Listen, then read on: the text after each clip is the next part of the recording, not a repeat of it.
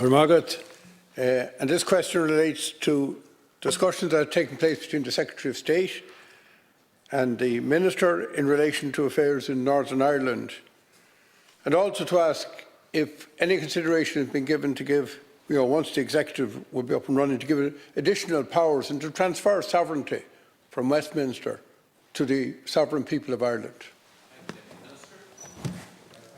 Question. As part of the Government's commitment to support the institutions of the Good Friday Agreement and maintaining strong relationships, I remain, as you would expect, in regular contact with the Secretary of State for Northern Ireland and with the parties.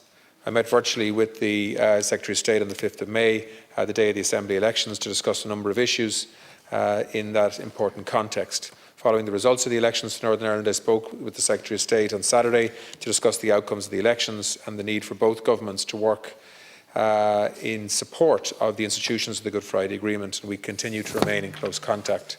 The Secretary of State and I also met in person at the British Irish Intergovernmental Conference on the 23rd of March, where a number of issues relating to Northern Ireland were discussed, including political stability, security, cooperation, legacy and the rights and citizenship matters. The British Irish Intergovernmental Conference is an important institution of the Good Friday Agreement, bringing together the British and Irish governments under Strand 3 of the Good Friday Agreement to promote bilateral cooperation on matters of mutual interest within the competence of both governments. Deputy, can I just take the opportunity, though, to say, if you'll allow me, that in many ways one of the most concerning developments of the last number of days has been the signal of intent from the British government in the context of resolving the outstanding issues on the implementation of the Northern Ireland Protocol. The British Prime Minister and the British government have signalled that they intend to break international law, that they intend to introduce legislation of their own, to set aside elements of the protocol. That is a complete breach of faith. It is something that will undermine partnership, which is essential in relation to trying to resolve these issues. It is also undemocratic, in my view. 53 of the 90 MLAs that were elected in the elections in Northern Ireland are pro-protocol. And if they were to vote in the morning on the retention of the protocol, they would vote yes to that. So, of course, there are issues to be resolved. And there's a large unionist community that are very concerned about the implications of the protocol and its implementation. Please.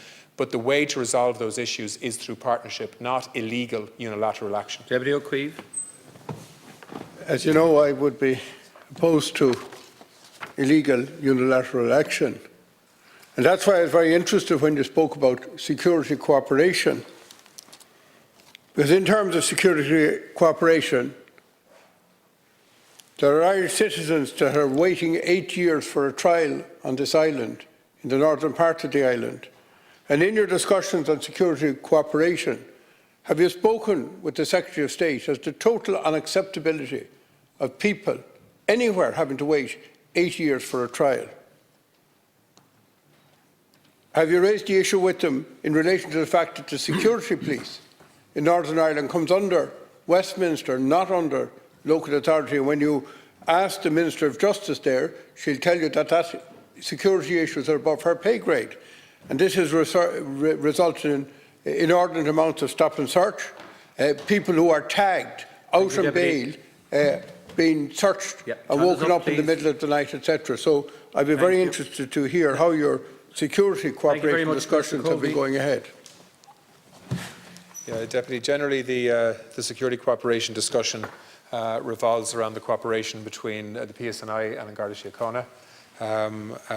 If there are individual cases, and I know you have mentioned some to me in the past, if there are individual cases of individuals in prison or awaiting trial that you'd like me to raise with the Secretary of State in terms of getting an answer, I'm happy to do that for you.